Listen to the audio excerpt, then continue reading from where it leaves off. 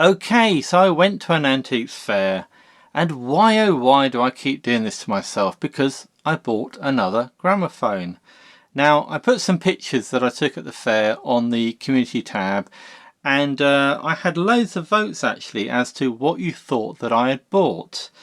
Now, starting at the top, the first machine was a very nice off-brand cabinet gramophone, floor-mounted cabinet gramophone, I think with a garage motor and some fairly standard sort of fittings, but it looked quite nice, needed a bit of repair, and 53% of you thought that I would have bought that one.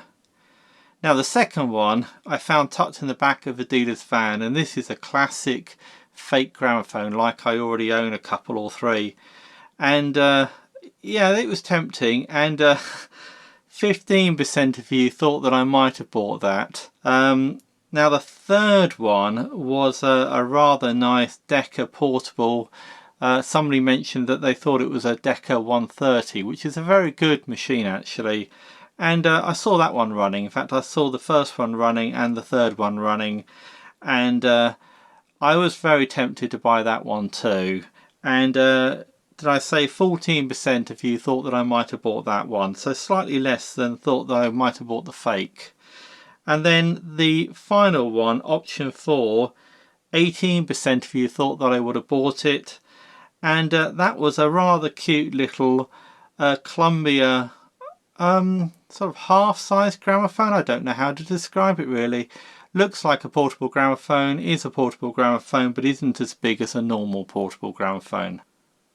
Okay, so those were the options. So what did I actually buy? So here we are. This is what I bought. This rather cute little portable gramophone. And it's a good deal smaller actually than a normal gramophone or normal portable gramophone. And it's got a price on the top. It's marked £45, but after a bit of negotiation with the dealer, and the dealer didn't know whether it worked or anything, I got it reduced down to £40. It was just a general dealer. He wasn't a specialised gramophone dealer. Anyway, if I open it up, we can see that it's a model. It's a Model 100. It's a Columbia number 100, Viva Tonal Graphanola Model 100 or number 100.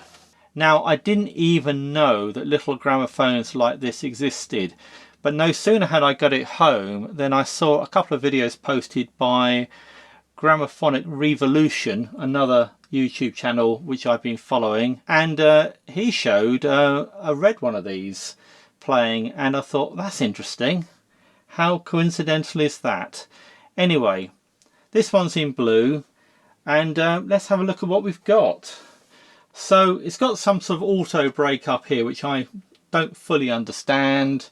It's got a speed control here that initially looks like it's a knob that you rotate, but it's actually a lever that pushes back and forth.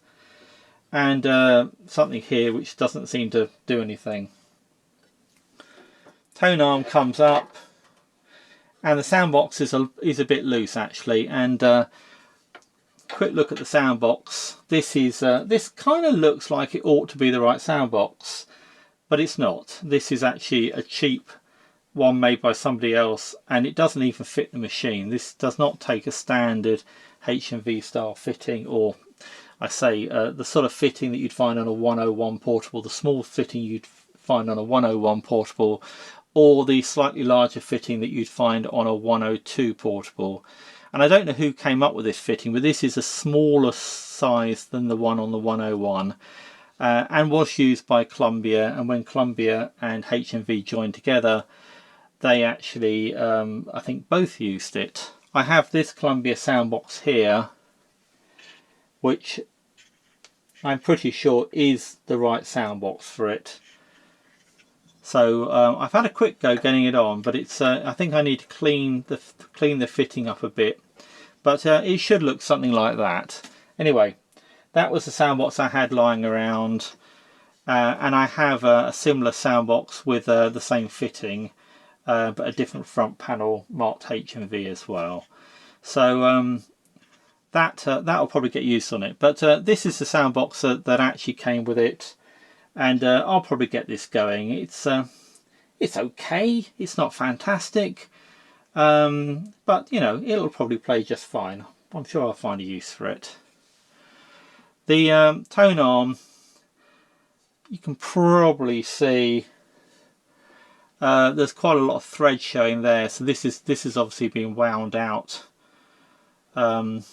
This I think just needs to be screwed in. Quite why somebody's done that, I don't know. Just take that in like that.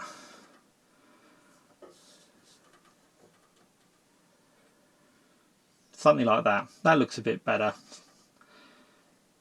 So yeah, so there's that. And as far as running it, well, I gave it a few winds at the fair.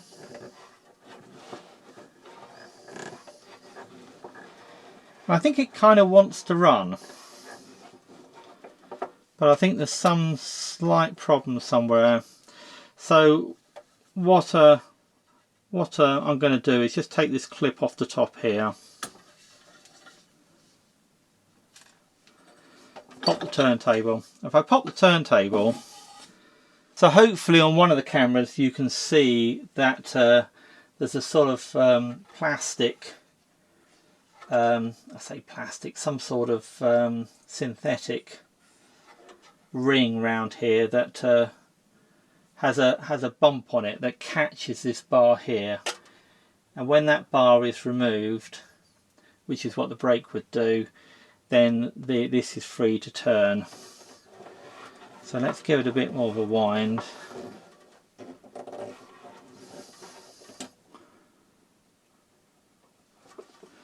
Right, so that motor has obviously not been cleaned, adjusted, lubricated or anything for many a year, so it's only sort of struggling to move along, but it is running, which suggests the spring's okay, so that's quite hopeful. Now it's highly likely it's some sort of Garrard motor in here. I think Garrard made motors especially for Columbia, so it may even be marked Columbia. And it's got one of these captive winding handles here, which is quite nice, and a sort of metal plate here, and you can see the sort of fittings for the motor. If I move that back, it will catch. And there we are, and that's the auto brake re-engaged again. So clearly it has a few issues, but it also clearly looks like it will run. So that, I think, was a successful purchase. So I do need to figure out why with the platter on it's fouling. It's a cute little platter. I think it might actually be 8 inches. Let's got an 8-inch record just here. Yeah, so that's an 8-inch platter. And I'm sure it will play much bigger records than that. It'll probably play 10 inches. It might even play 12-inch records, but it'll certainly play 8-inch records, and I've got loads of those. But yeah, with the platter in place, it's clearly not interested in turning. There's something not quite right. So anyway, I'm going to put this back on.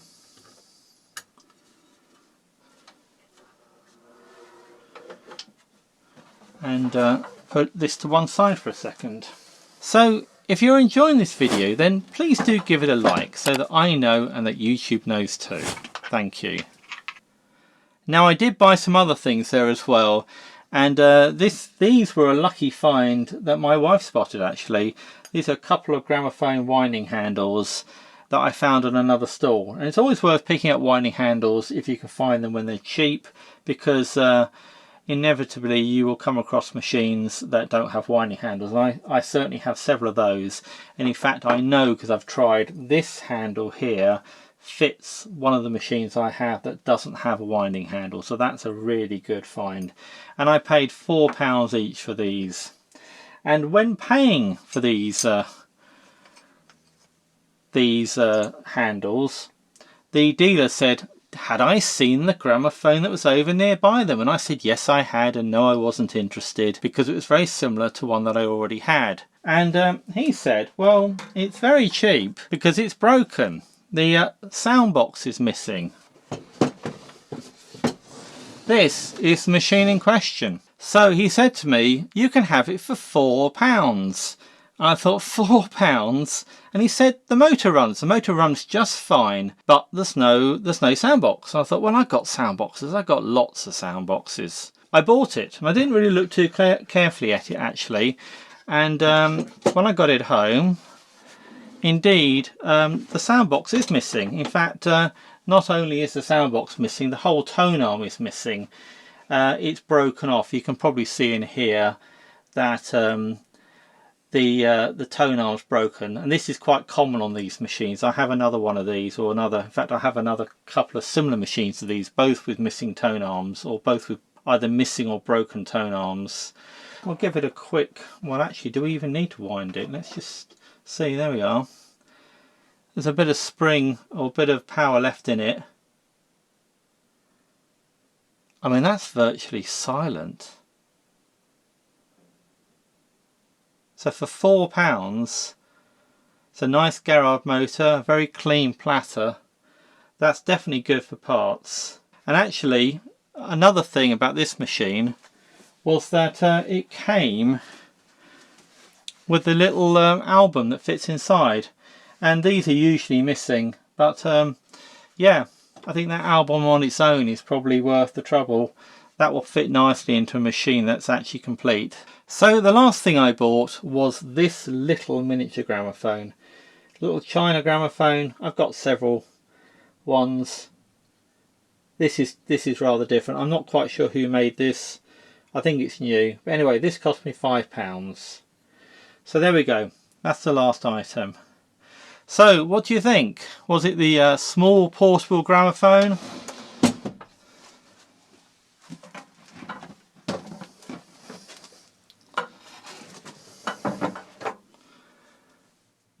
Was it the winding handles? Was it this turntable but no tone arm? Was it this small gramophone here?